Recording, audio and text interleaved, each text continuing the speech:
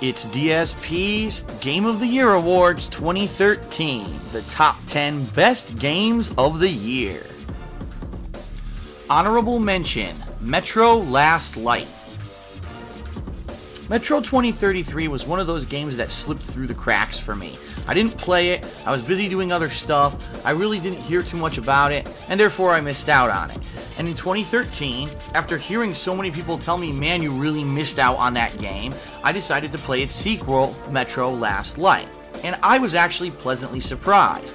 A cool post-apocalyptic world where different factions across the globe are actually vying for control and fighting in a world war, regardless of the fact that most humans have already been exterminated.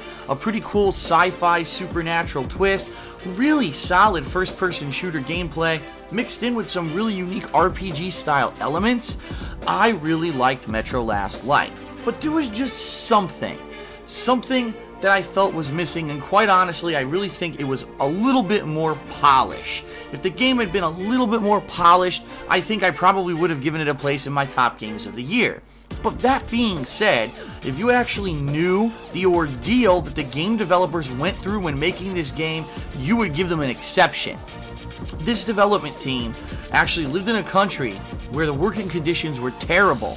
They were told that if they needed another computer for, game development, it would take months to get. They were sitting in dilapidated office chairs for 12 plus hours a day trying to get this game to work. And so I wanted to give the game a shout out and an honorable mention. If you skipped by Metro Last Light this year, by now you could probably get it for a nice bargain price. It's definitely an awesome story. It's worth a look, regardless of the fact that it may not have the insanely high production values as a lot of the other overproduced games in 2013. For what it is, for what this development team did with their means, it's a great game. Check it out.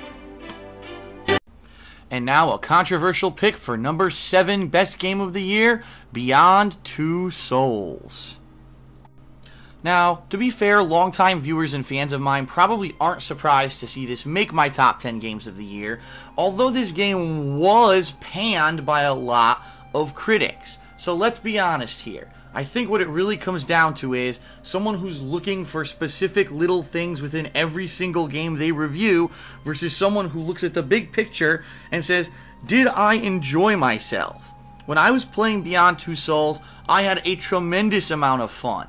Photorealistic graphics, amazing voice acting and motion capture work by actual real actors and actresses. I mean, it has to be said that Ellen Page and Willem Dafoe did an outstanding job along with the whole supporting cast of this game. An interesting sci-fi supernatural epic that I feel that David Cage in his previous entries of games always wanted to do, but was kind of limited. In fact, there was actually a huge supernatural twist in Heavy Rain that he cut from the game because it was getting too much flack. So finally, it seemed like with Beyond Two Souls, David Cage did exactly what he wanted to do. Told an outstanding narrative, a crazy good story, put in amazingly good voice acting, great dialogue, great motion capture, photorealistic graphics. If anything, the only thing this game comes short on is the gameplay. I'll be honest, the game's incredibly easy. It's very hard to fail, even though there are a couple parts in the game where you can fail, and it is a little annoying because you have to completely replay the entire stage from the beginning.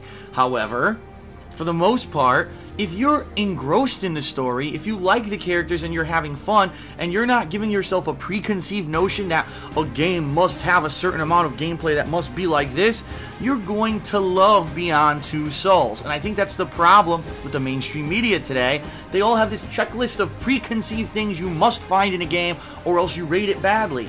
That's not how you're supposed to go about it. You're supposed to look at the bigger picture, and compared to the other games this year, Beyond Two Souls was a huge entertainment masterpiece and a crazy joyride and a success in my opinion.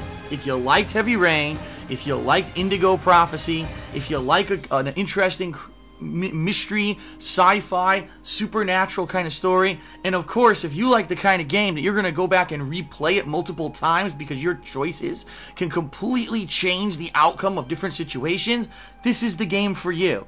If you're not into that and you're just hardcore into, I need so-and-so amount of gameplay, I need this amount of challenge, this game's not for you. You can go play your challenging games and leave everyone else alone.